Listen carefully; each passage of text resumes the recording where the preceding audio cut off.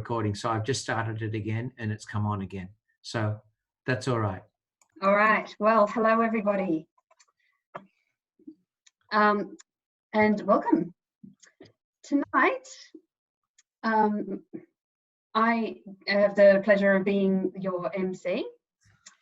And I should say my name is Kirsten Black. And as MC, I have 3 duties to perform. The most pleasant of which is to introduce our first speaker to the Monday Forum, the Honourable Richard Alston. I'm also going to say a few things about the Monday Forum project and why it's so fitting that Richard be launching this project, as well as letting you know about the format of this evening's session. The Monday Forum brings together people who are interested in the way that government works best. We explore the principles of good governance through discussion with people of influence and standing, such as politicians, journalists, and thought leaders, who are interested in our goal of defining living principles that we think all Australian governments should be guided by. Richard Alston is best known for his service as a Senator for Victoria and a Minister of several portfolios in the Howard government. From 2005 to 2008, he was the High Commissioner to the UK and also served as the Federal President for the Liberal Party from 2014 to 2017. He was awarded the Centenary Medal in 2001 and the Order of Australia in 2015 for his contributions to international relations, business development and the community. And he's currently the chairman of 3 listed Australian companies and a director of a number of listed public companies in Australia, China and the UK, as well as being an adjunct professor at Bond University. In tonight's inaugural discussion, Richard will unpack Trump's unique political chemistry in a talk titled Trump and Chaos Theory. He will speak for 15 to 20 minutes and then answer questions for the remaining 30 to 40 minutes. So do please put your questions, any questions that you have, in the chat. And as MC, I will facilitate the Q&A by reading out the questions. But also do please be ready to unmute and respond if Richard asks for further clarification when your question is read. So without further ado, please join me in welcoming Richard Alston.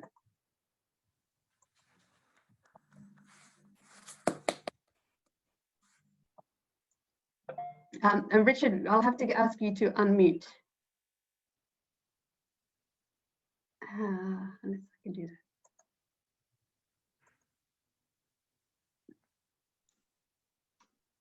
How's that? That's fantastic. Okay, my apologies. Look, delighted to see so many people interested in the subject. I hope I don't offend too many of you.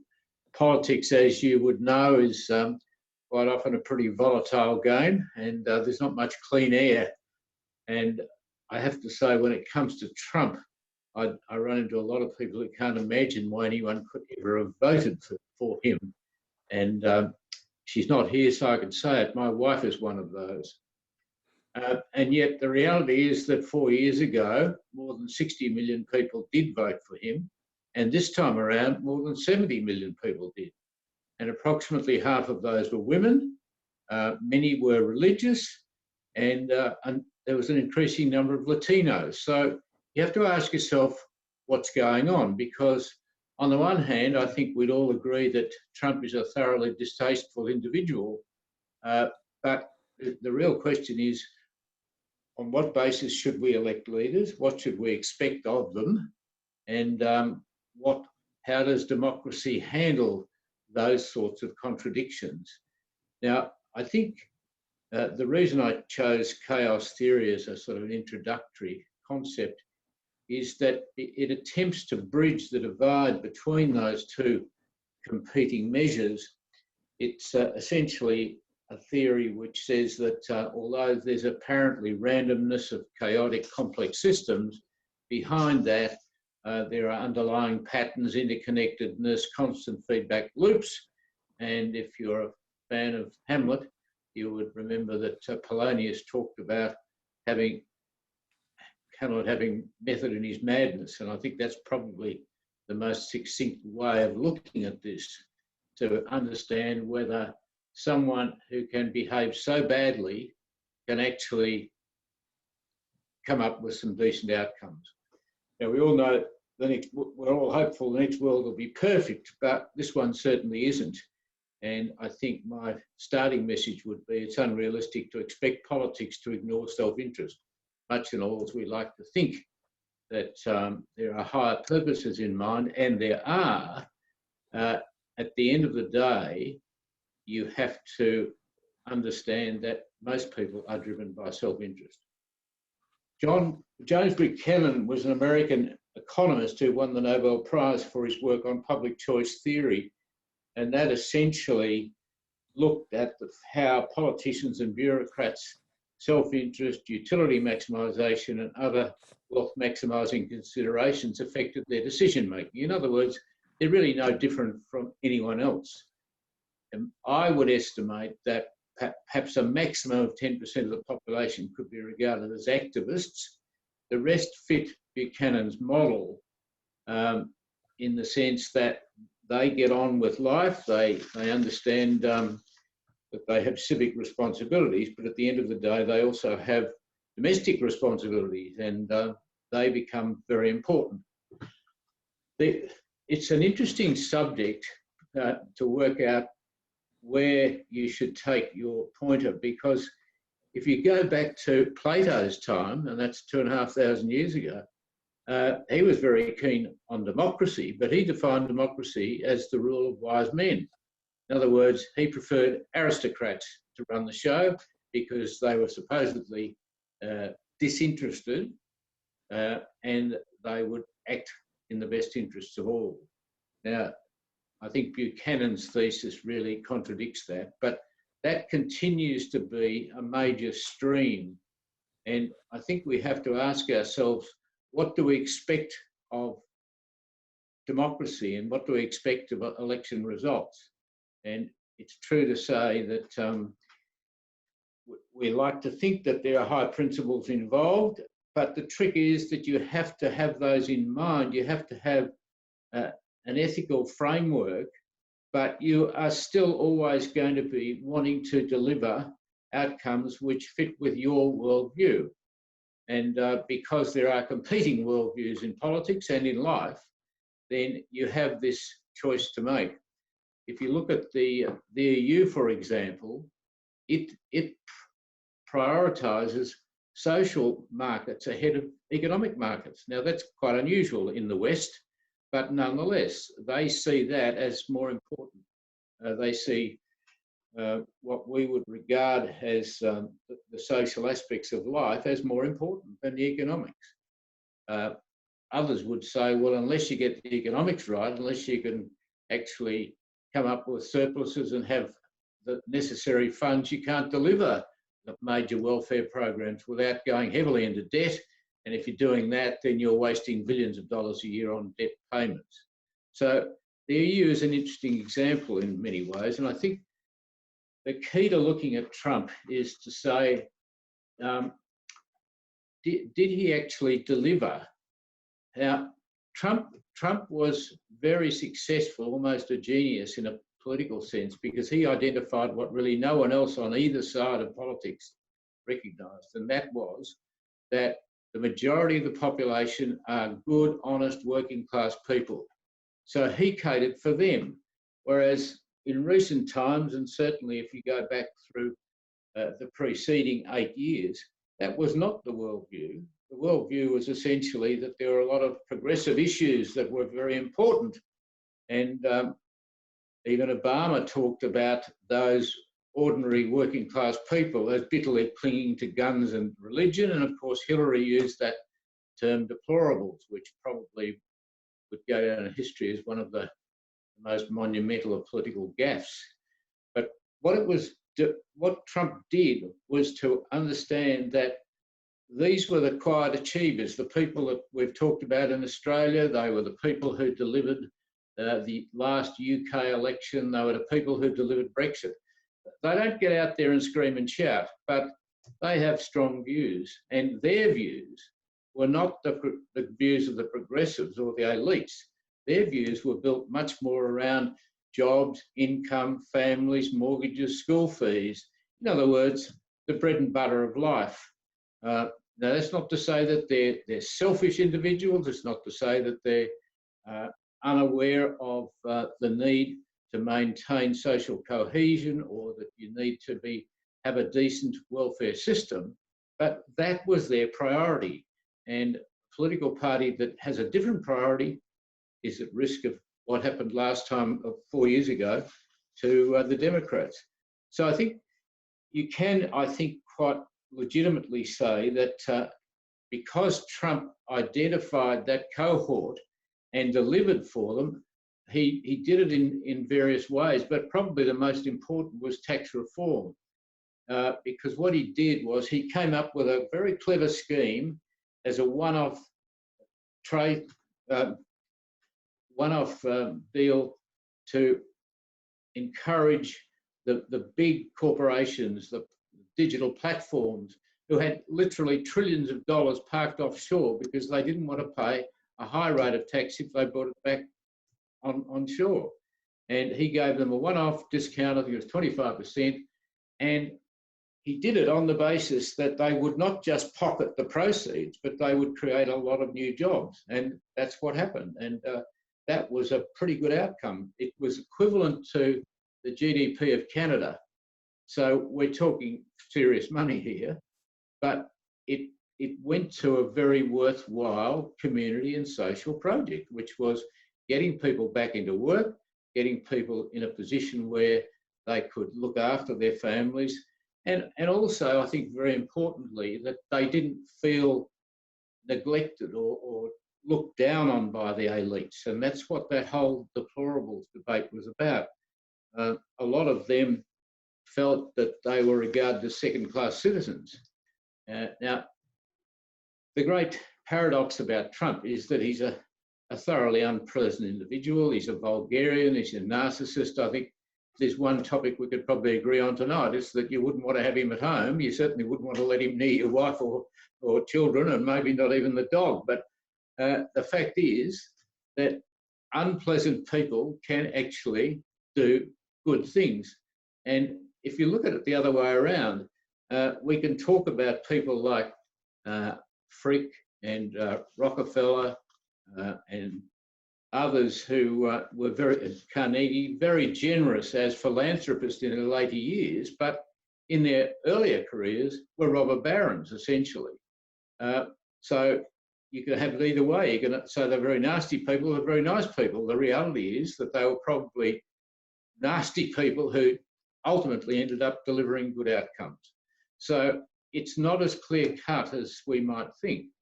Now, the ethics of all this, and I should just give you a classic example, because people would say, look, Trump's unique. No one else has ever behaved as outrageously as he has. Well, there's a classic one who preceded him, and that was Andrew Jackson. Andrew Jackson actually founded the Democrat Party. He had 2 terms as president, and he's generally ranked in about the top 10. He was an appalling individual. He killed someone in a duel. He went around picking fights with people. He treated the Indians appallingly. On his deathbed, he said, I only have 2 regrets, that I didn't shoot Henry Clay, who was another politician, and I didn't murder John Cahoon, who was his vice president. So if you say that Trump had some nasty things going for him, then I think you have to say that Jackson was probably even worse. And yet, Jackson ended up being almost the inventor of this idea of not being guided by the elites, being guided by the mainstream of society and catering for them. And Jackson did that, even though he treated the Indians appallingly, even though he was a major slaveholder, he still was focused on those sorts of outcomes which were probably in the best interest of American society. So it's a complex subject, and I think I don't want to sort of come to any unqualified conclusion, but simply to say that you have to look at more than just the personality of an individual. Now, Andy and I talked the other night, and I think maybe we'll come back to this later on, but it's an interesting question to ask. How should a politician who's practicing religion, doesn't matter whether he's Catholic or not, but is bound in a sense by certain rules and standards, policies we could almost call them.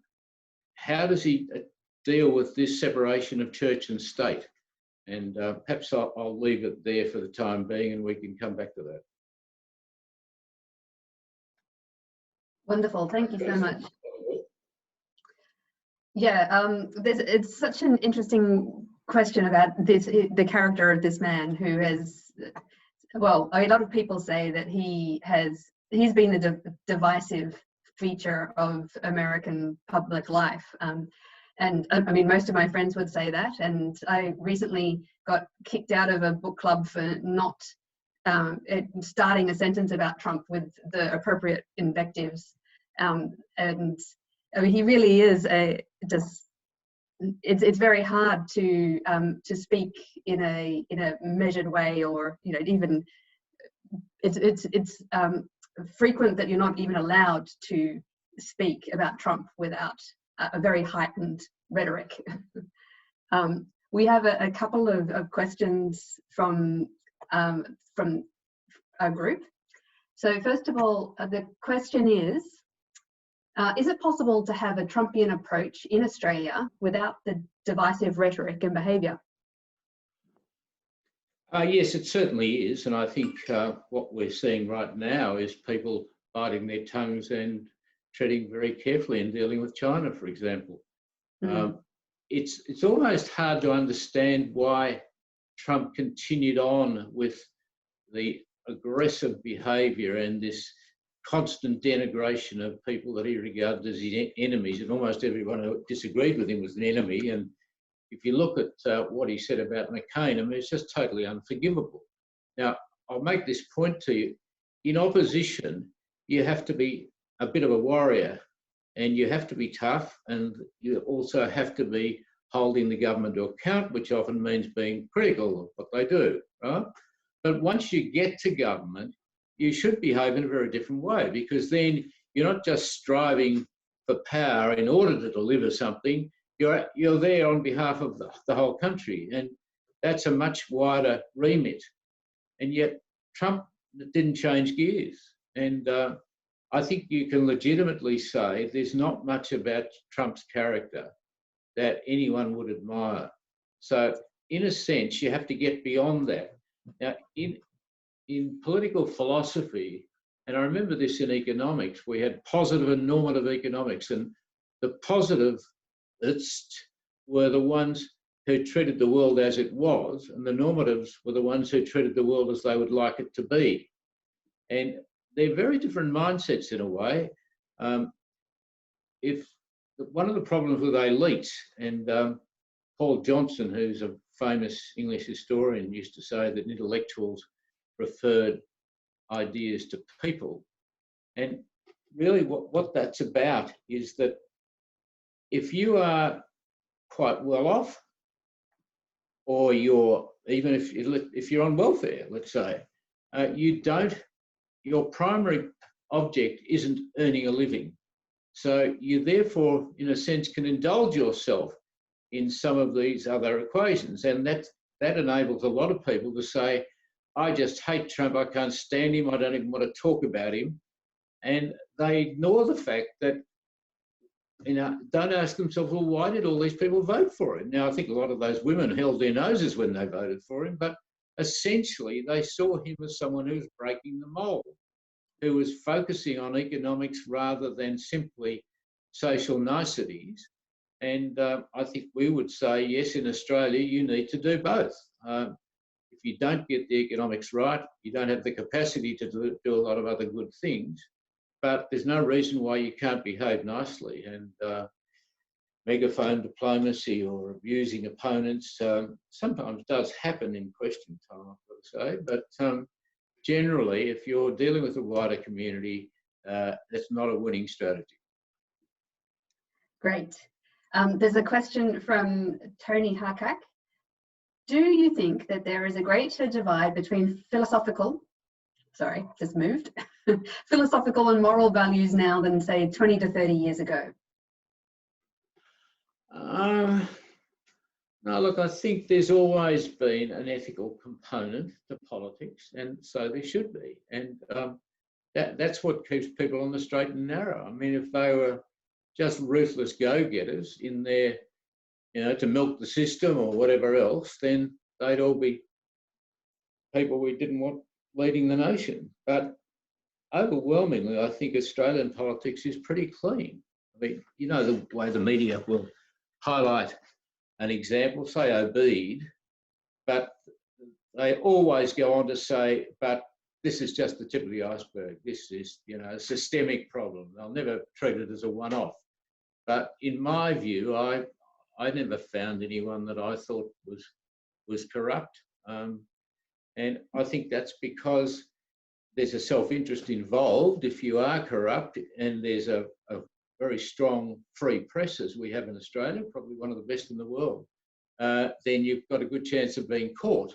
So that's the sort of selfish reason. But also I think most people go into politics to try and achieve something good for others anyway. So I think that element's always there. It's just a matter of how you express it. Now, if you are someone who's only interested in progressive ideals, then you will find compromises that are inevitably made because you don't have the numbers to deliver them as somehow a second-rate outcome.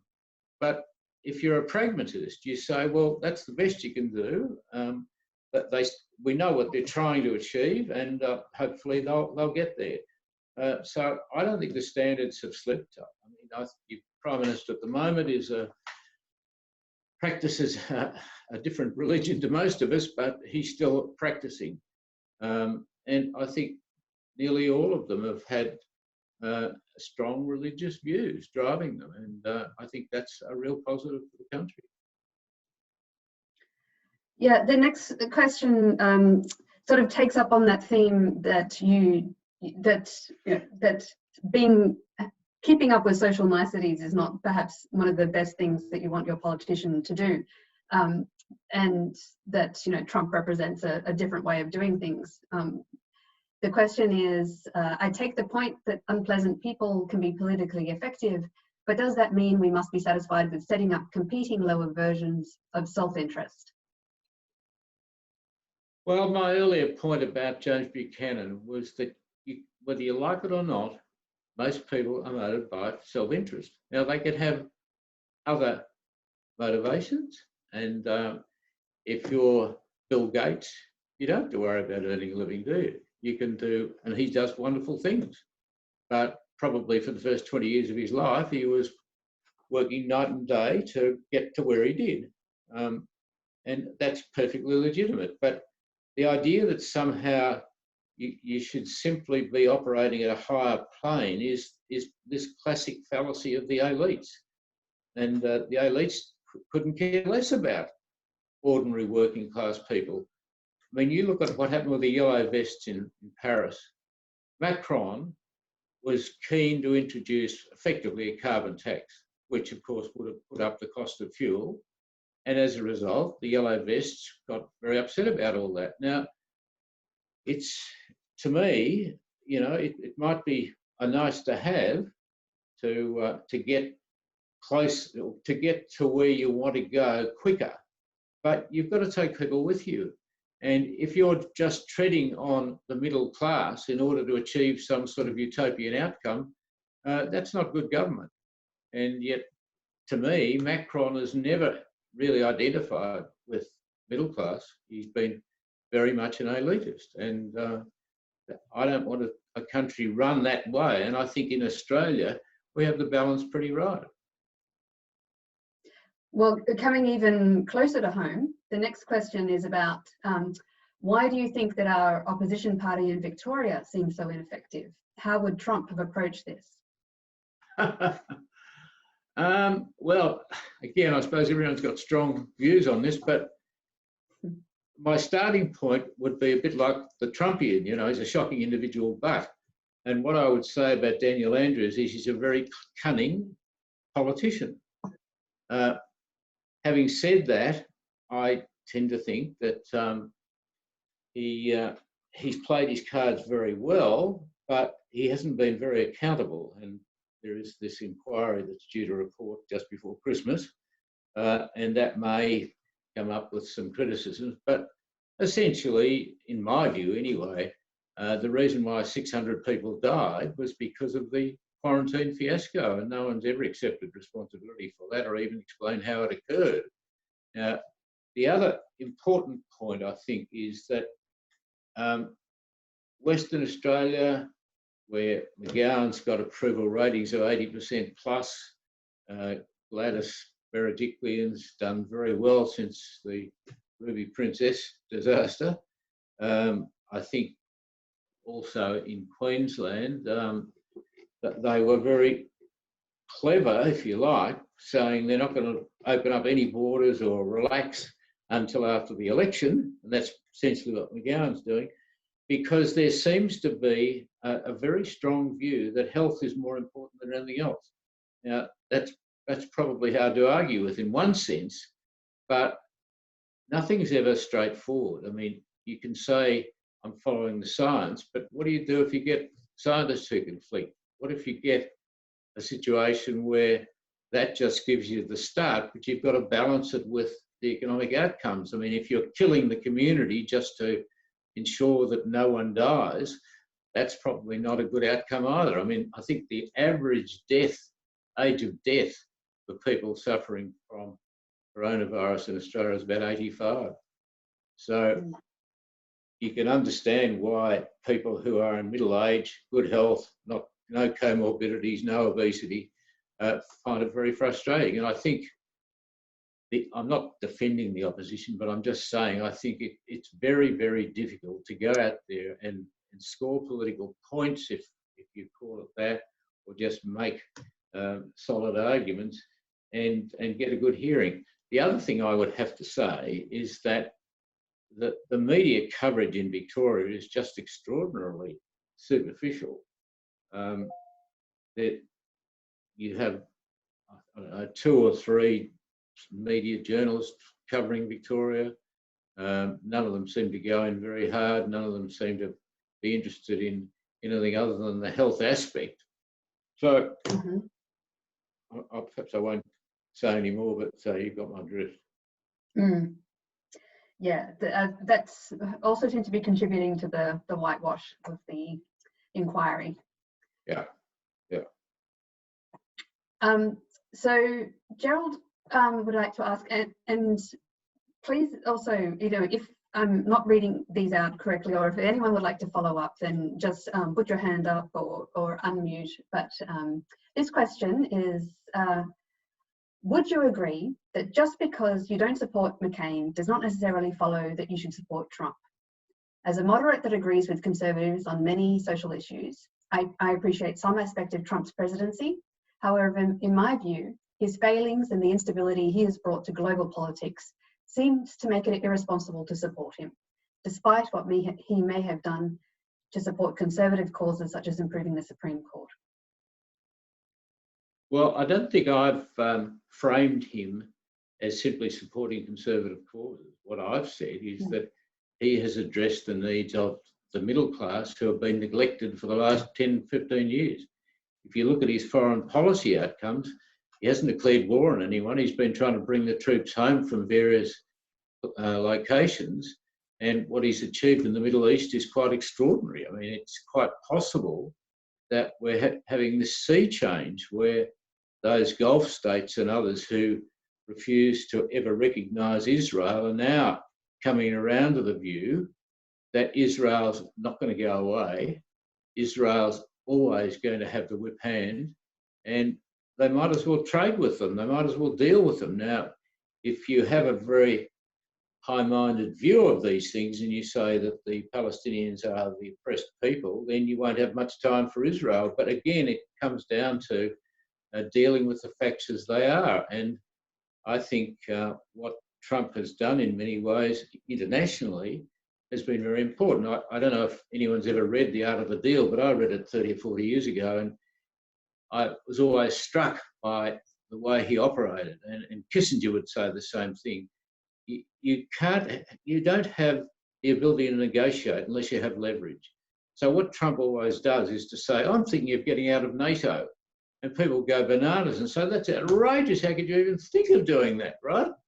But what he's really doing is putting the weights on them. And his predecessors, George Bush and Obama and everyone else, used to say, tut, tut, isn't it shocking that none of the Europeans pull their weight? They're supposed to put in 2% of GDP and they don't. We're very unhappy. Trump actually has forced them to come to the party. I mean, Angela Merkel has said, yes, they will, and they're doing it. So I think Trump will be well regarded internationally. It's nothing to do with supporting conservative causes. So what you're saying is that Trump is playing a very wily game, and a lot of his rhetoric is part of that game. That possibly bears on the next question, which is, why do we have to listen to all the rhetoric and bad behaviour, and instead shouldn't we just focus on policies and what gets done? You mean, why doesn't Trump do it? Well, we can't control Trump.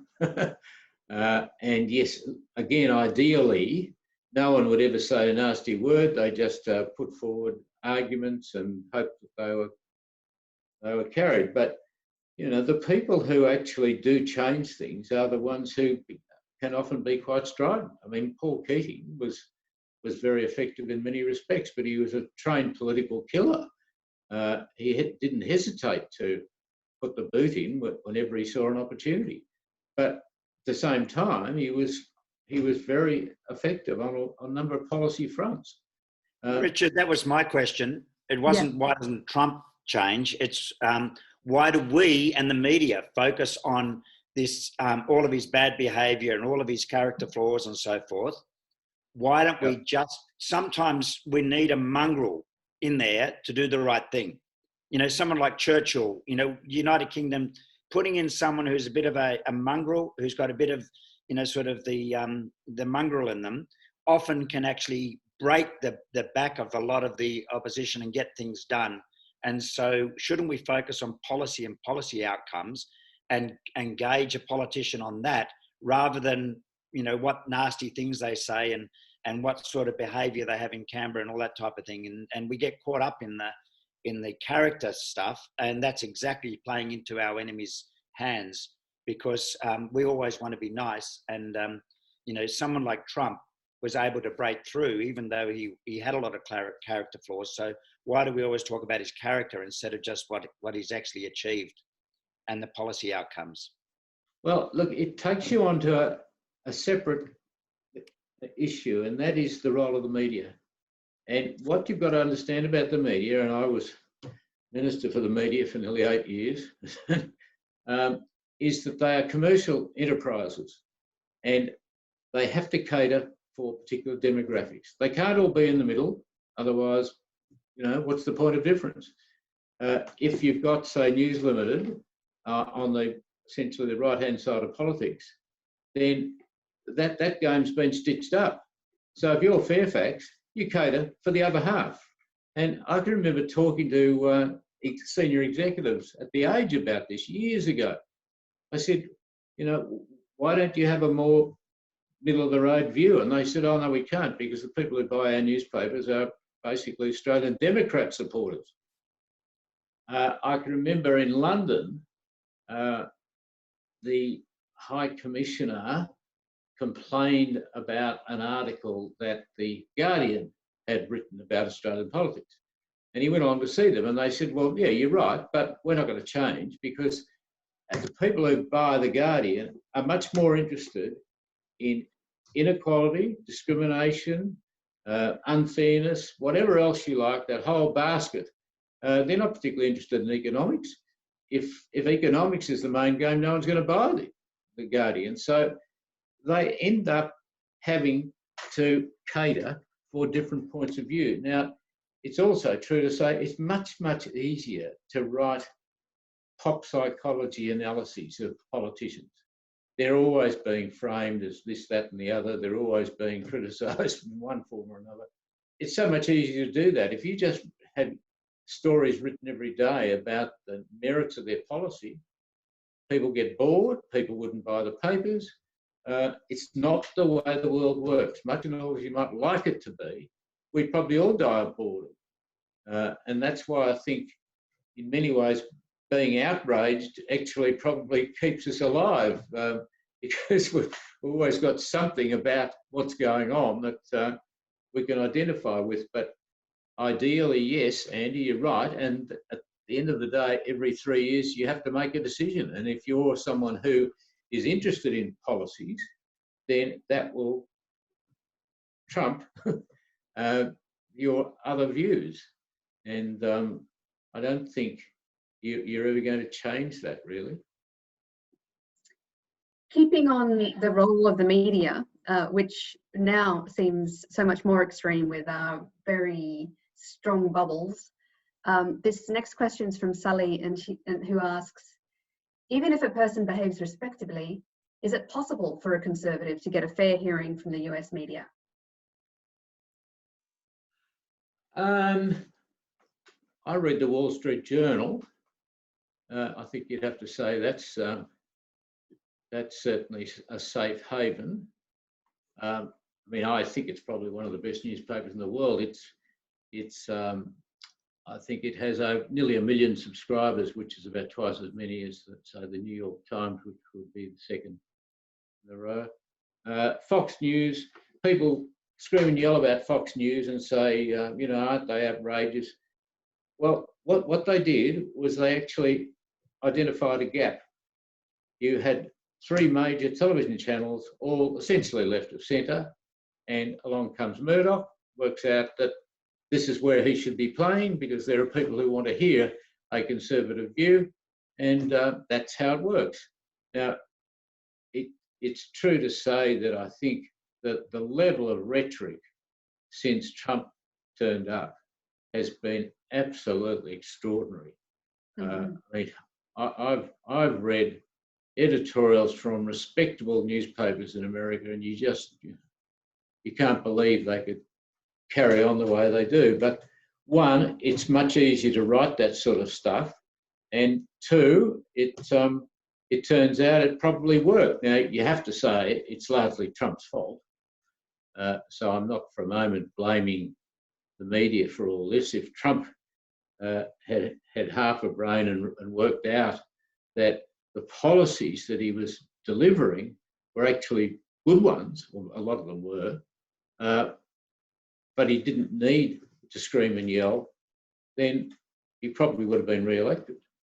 But it seems that what swung this last election was not so much coronavirus. So I don't think they particularly blamed him, although we all know he took it far too cavalierly in the early stages. I think, again, they probably said, look, this guy's trying to be positive. Everyone else is doom and gloom, you know, death counts and, you know, case loads and all the rest. He's trying to make the country work. He's trying to get us back to work as quickly as possible. So I think myself that he lost that some of those people in the suburbs who 4 years ago thought that getting the economy back on track was a key priority. In many ways, they probably said, well, actually, he's done what he needed to do. I'm not sure he can do any better. Another 4 years, this and we'll all go mad. I'm sick to death of his behaviour, so they vote against him. So it's a self-inflicted injury, but the media, of course, love every minute of it. Yeah, so yeah, James has a similar comment, I guess. He writes that he's dropped no bombs, he's had no wars, he gets no credit for anything from the media, only the people who vote for him. It doesn't say much for the others, which is a real concern. I think the interesting thing is that if people simply just voted on what they read in the media, Trump would hardly get 10%. And this is what we've seen elsewhere. I mean, you look at the last federal election in Australia. You read the media, you read the polls, you think it's all over. And Shorten thought it was all over, didn't he? I mean, he was running around gloating for weeks about how far in front he was. These were the quiet Australians. And I think that's one of the things we should take great heart from, that ultimately the media don't decide elections. What decides them is people's self-interest. And if your self-interest is that your wages have been stagnating for years, you feel very insecure in terms of jobs. And I think in America, the number of people over 50 who are unemployed is very high. So you almost felt you didn't have any hope. And you read all these newspapers and they're carrying on about everything else except the real thing. You vote because of the way you feel. You don't vote because of what the media have told you. So I think that's quite encouraging in many ways. Right. Yeah, I mean, and that's been something that Trump seems to have a very intuitive grasp of, which is very impressive. But I do like this question from Matthew Thorne, which is a little bit different. Do you advise considering any meta-political lens, which is theoretical, in order to coordinate and apply a coherent positivist, the facts as they are approach? I'm not sure I got the drift of that. Could you give it to me again? I think Matthew's asking whether you have a theoretical lens which makes sense of the politics as you see it. Okay, I'm happy to briefly clarify if you'd like. Sorry? Yes, Matthew. The context of the question is taking your point that we should take a facts as they are approach. Is it worth considering any theoretical way to apply that to many different disciplines for a coordinated application of considering the facts?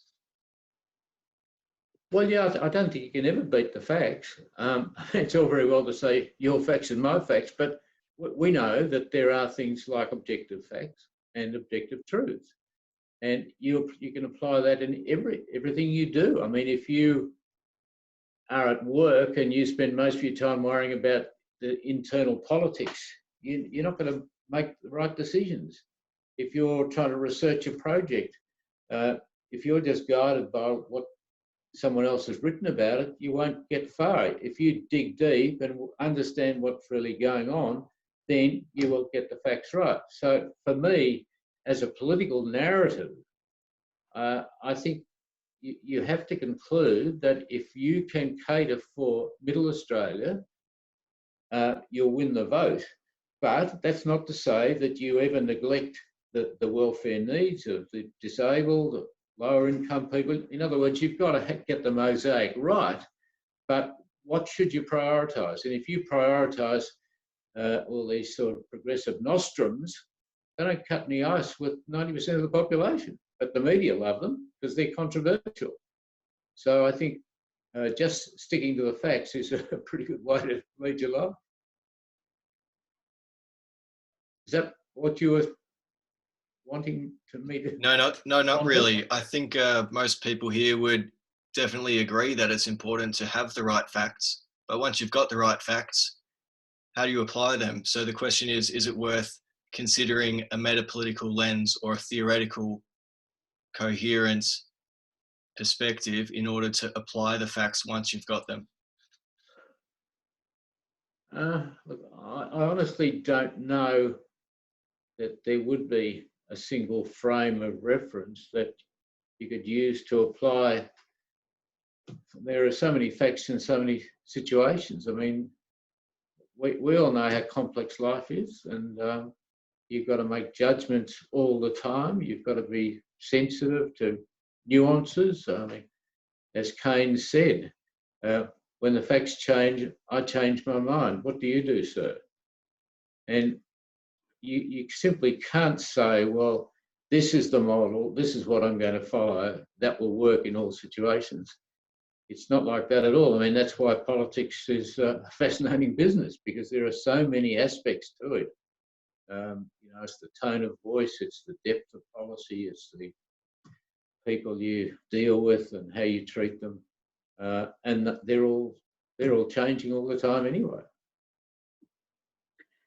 So maybe there's a couple of questions in this wheelhouse and maybe I could just bring that back to the purpose of our group and this forum, which where we've been discussing, the principles of good governance. And which is, in part a moral framework.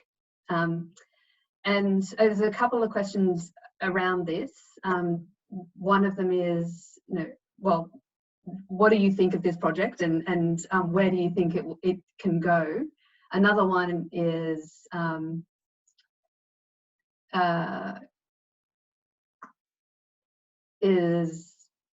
maybe you could answer that one, and I'll look for the other one because they're jumping around a little bit. But maybe it's an opportunity to get back to that question that I flagged, that I discussed with Andy, and that is, what do you expect of a politician? Yeah. Now, if you take an issue like gay marriage, what Scott Morrison did was to say quietly, I'm opposed and I'll be voting against it.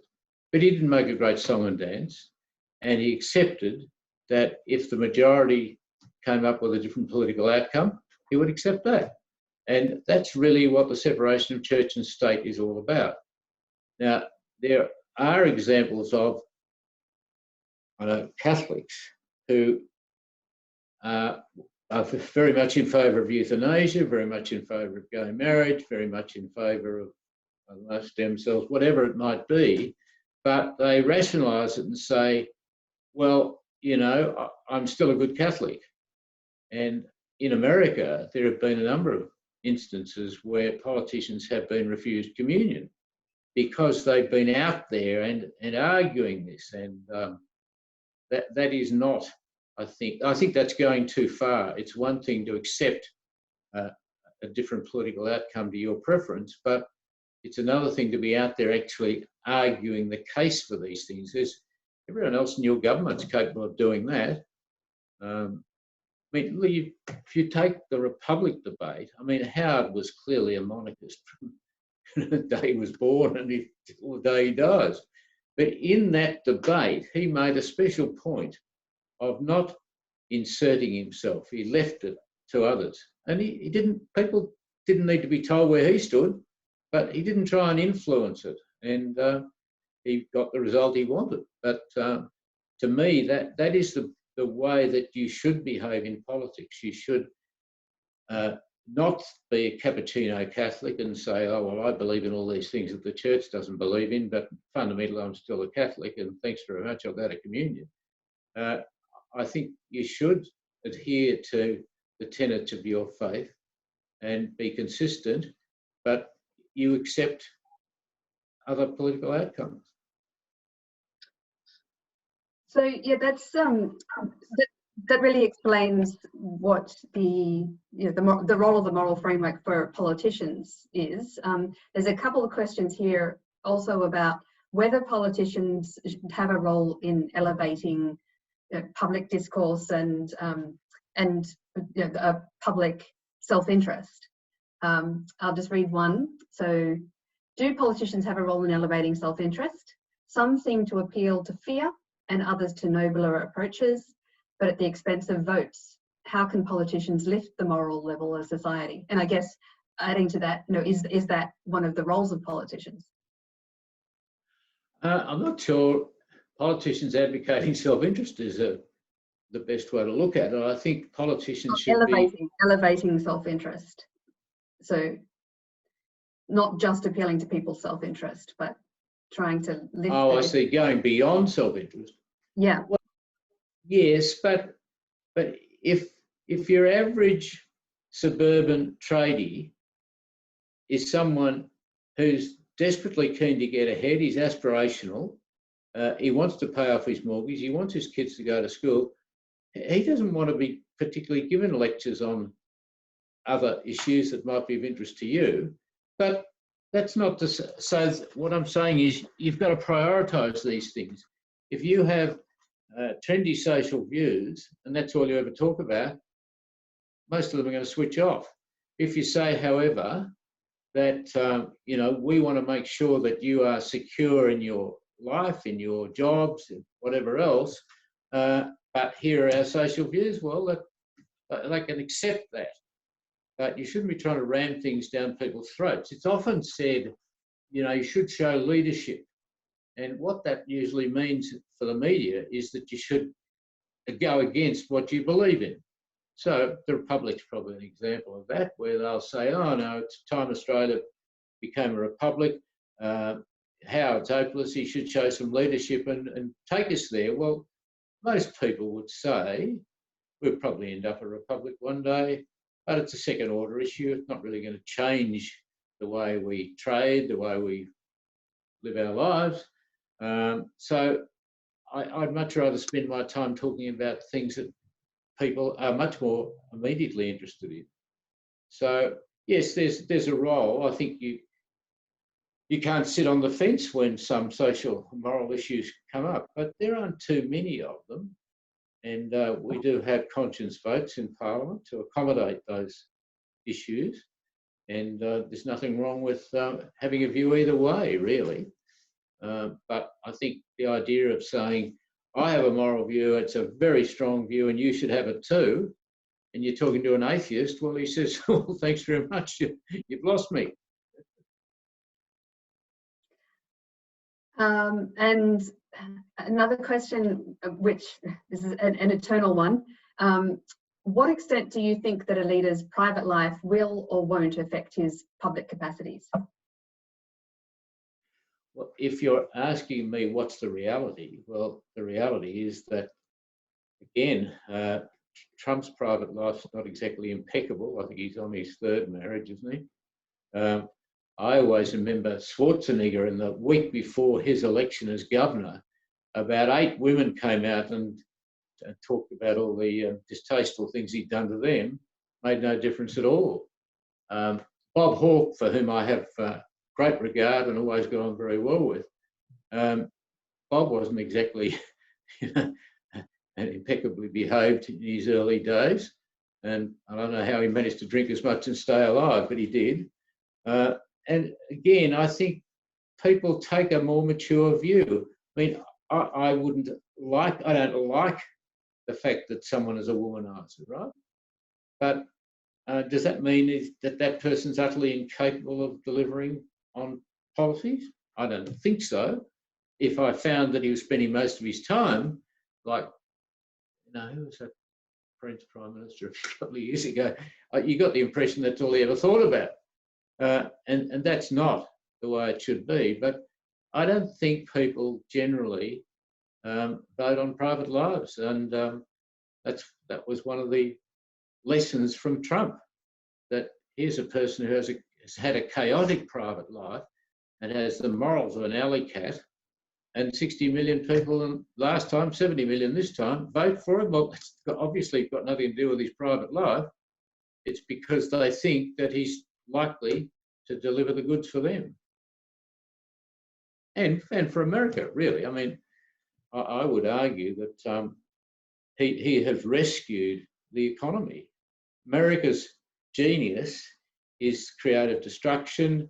It reinvents itself. I think its business model is likely to be much more long-lasting than the Chinese, because everyone gets a chance.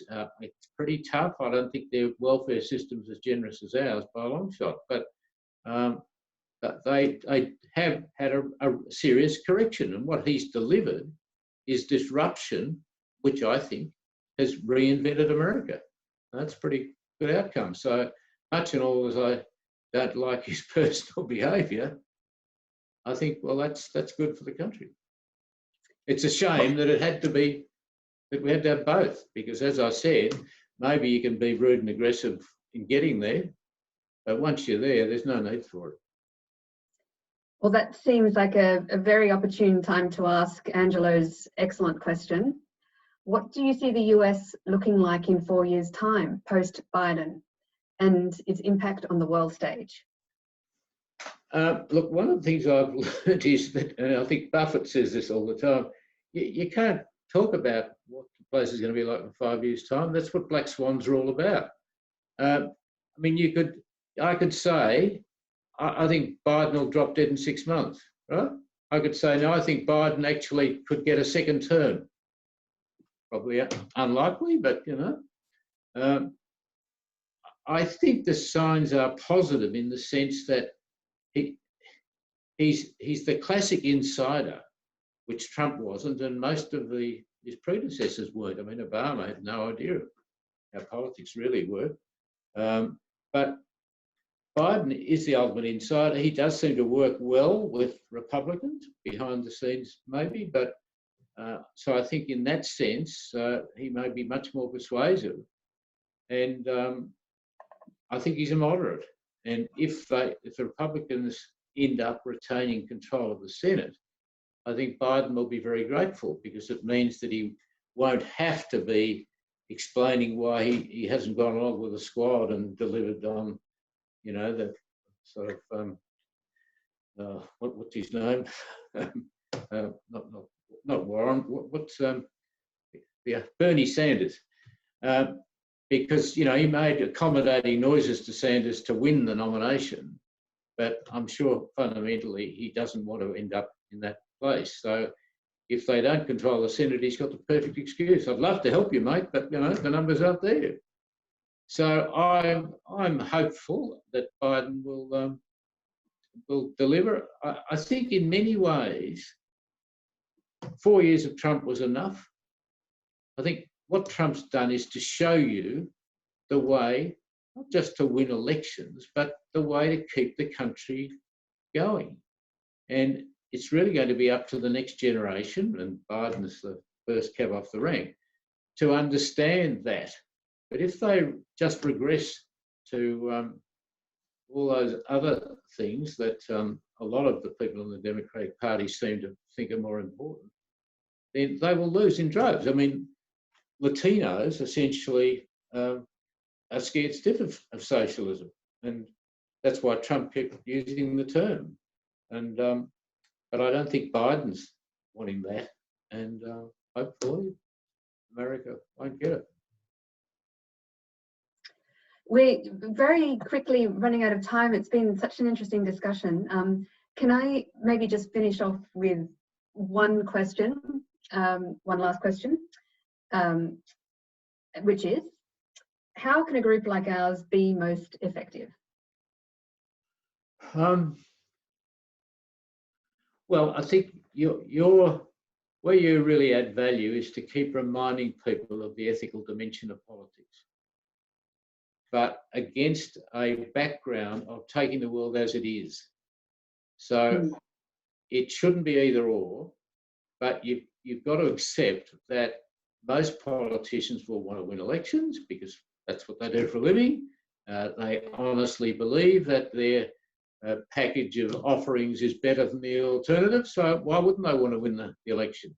And they'll do what they need to do. But it's a very delicate balancing business. I mean, if you're just seen as a partisan warrior, you've lost half the community. So you can't really do that. And I thought that was one of Howard's skills. He, you know, everyone knew he was a conservative, but he managed to rule for nearly 12 years by accommodating other people. And, you know, as the arts minister, I remember going to see him about an arts issue, and he'd say, well, actually, I'm not particularly interested in the arts, as you know, but I know their political significance, and if you can come up with a package, I'll give you some money for it, right? So that's what you want. You want a pragmatic politician, and you want to make sure that they understand that there's more to life than politics, which is the title of my recent memoir. Which is being published shortly, and we can buy a copy for Christmas?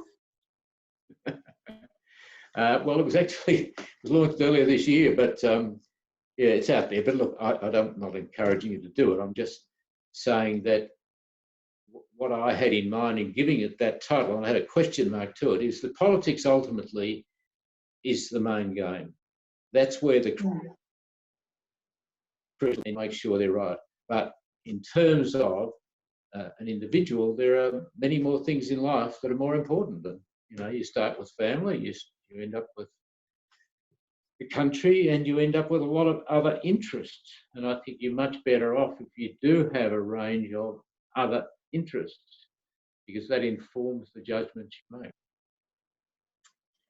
Richard Alston, it's been such a pleasure. Thank you so much for your time this evening. Please, everyone, join me in thanking Richard. Thank you, Kirsten. Good. Right. Andy, would you like to say something about the remaining or the next forum? Oh, Richard, thank you. Seriously, that's gone so well tonight, and I think it's been a wonderful way to launch what really has been quite an idealistic little project for a number of us. Thank you, all of you who've joined in tonight. I see some new faces, particularly some interstate faces as well. What we'll do, if we don't have your email on our mailing list, could I ask you to type in your email into the group chat, and I'll get the emails off that now. So that would mean we can communicate with you more easily. Richard, thank you very much. We still have to line up our speaker for the next forum, but it will be on the first Monday night of January, and I would welcome any suggestions that people have for a speaker. We'll probably look to get somebody from a different political position as Richard, because it would help to enrich our thinking, I think. But Richard, it's been very useful. I mean, you've kept dragging us back to a sort of a pragmatic approach, and I think you summed it up at the end very well, that we can remind people of the ethical dimension of politics, and nevertheless understand the pragmatic elements at the same time. Kirsten, you've done a wonderful job. Thank you very much for juggling all those questions. And I think everybody has been involved in this over the last maybe 2 months or 3 months when we've been having a number of Zooms. We'll be delighted about the way tonight's gone. Richard, thank you very much. Could I just also thank Kirsten? I was delighted that with the way in which she was able to weave her way through a lot of those questions, and I think she made some useful contributions on the way through, which is what you want. So I hope you all enjoyed the outing. Thank you very much. Thank you. I'm not sure about this silent hand clapping, but I know the spirit is there. Good on you guys. Keep an eye on your email. Yeah. There'll be information coming out by email. Have a happy Christmas. Thanks, Andy. Thank All the you. best. Right. Thank you so much. Thank you all. Thank you.